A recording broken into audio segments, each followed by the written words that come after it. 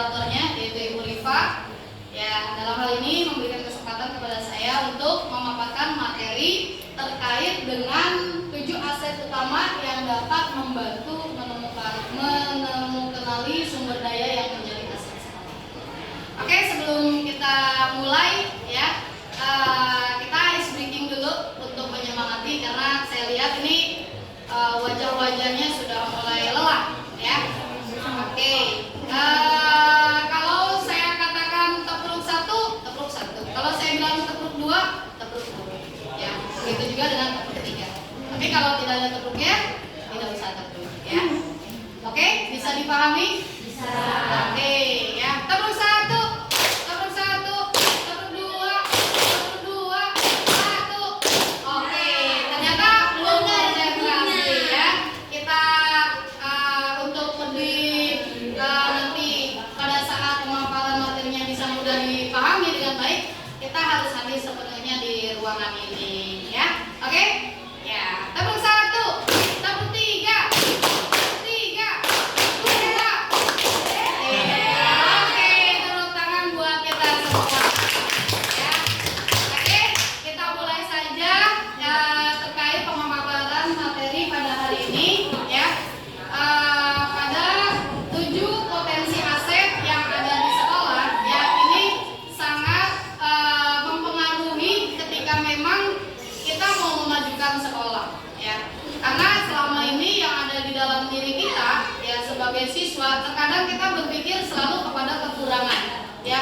Contoh, ketika kita berada di kelas, kita mau membersihkan ruangan kelas, pasti selalu berbicara, saksinya cuma ada satu gitu ya, sehingga tidak bisa membersihkan ruang kelas itu secara maksimal. Padahal kan mungkin lantai itu harus disapu, tapi kan bisa kita membersihkan mungkin mejanya, mungkin menata letak meja atau kursinya, atau menghapus whiteboardnya gitu.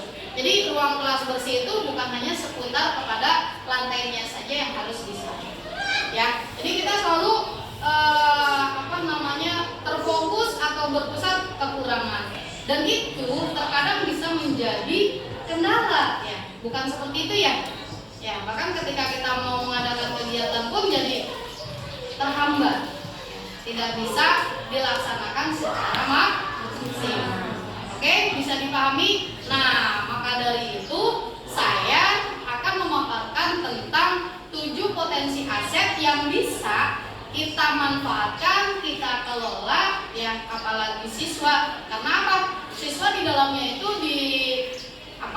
diminta keterlibatannya secara langsung ya. Jadi kemajuan sekolah pun itu bisa didukung oleh keterlibatan dari para peserta didiknya. Oke, apa saja sih potensi aset yang ada di sekolah itu yang kita bisa kembangkan? Nah, pertama sudah pasti bisa kita lihat di slide di sini adalah modal manusia.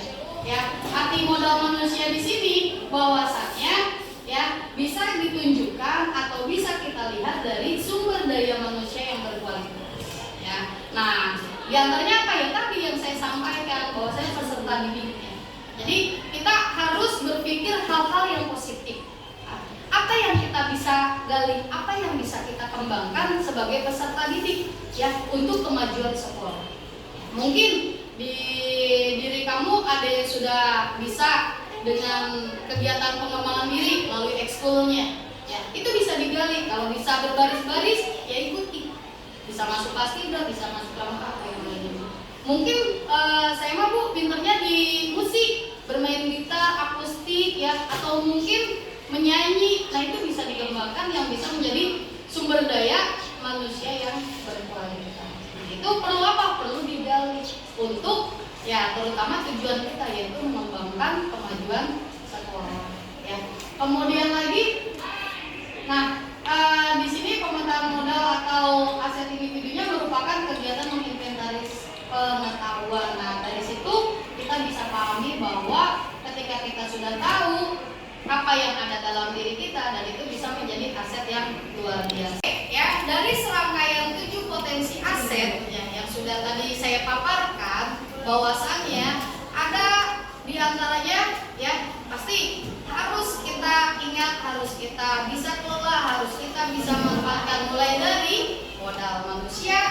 modal fisik, kemudian modal sosial, kemudian lagi ada modal apa? Politik, kemudian ada modal apa lagi? Budaya. Oke, selanjutnya ada 2 modal lagi apa? Modal tentunya adalah karena kita di daerah sekolah yang luar biasa, sumber daya alamnya, lingkungan dan alam. Ya. Nah, itu bisa kita kelola, bisa kita manfaatkan untuk kemajuan sekolah. Oke, terima kasih dari saya. Mohon pamit undur diri. Selalu berpikir positif dengan aset-aset yang ada guna kemajuan sekolah. Terima kasih. Assalamualaikum warahmatullahi wabarakatuh.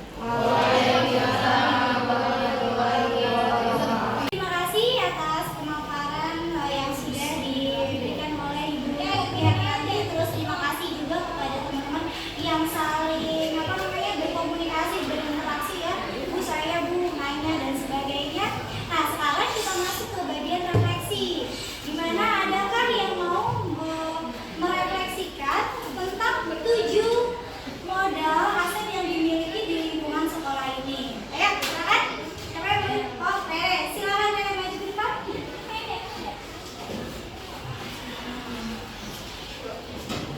Assalamualaikum warahmatullahi wabarakatuh. Waalaikumsalam warahmatullahi wabarakatuh. Saya Rere Zulaika, kelas 11 MK 2. Saya akan pada waktu dengan tadi atas pemaparan Bu Opi yang telah sampaikan tentang 7 potensi aset. Di antara 7 potensi aset tersebut, saya tertarik pada modal manusia yang dimana ada sumber daya manusia yang berkualitas. Tentunya di sebelum ada modal ada seseorang yang menunjukkan tentang sebagai ketua PMR, saya menggali potensi saya atau bakat dan minat saya untuk tinggal di sana untuk membantu orang-orang yang membutuhkan dan membutuhkan pertolongan pertama juga.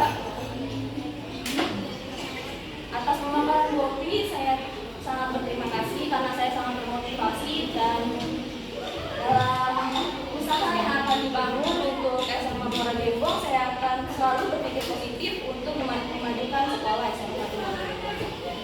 Terima kasih. Wassalamualaikum warahmatullahi wabarakatuh.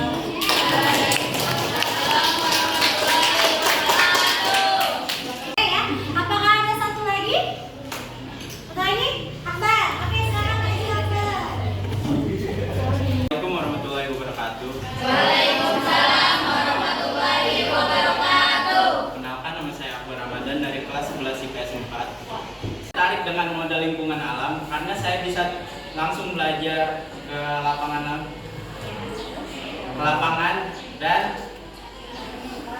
dan tidak hanya terpaku di kelas, saya bisa langsung melihat ke tambak atau yang lainnya. Sekian, terima kasih. Penutup ya? Baik, itulah semua pemaparan yang sudah dijelaskan. Terima kasih untuk Rere, terima kasih untuk Akbar, terima kasih buat teman-teman yang ada di sini yang hadir gitu kan, mendengarkan kami memaparkan tentang 7 aset yang memang kita bisa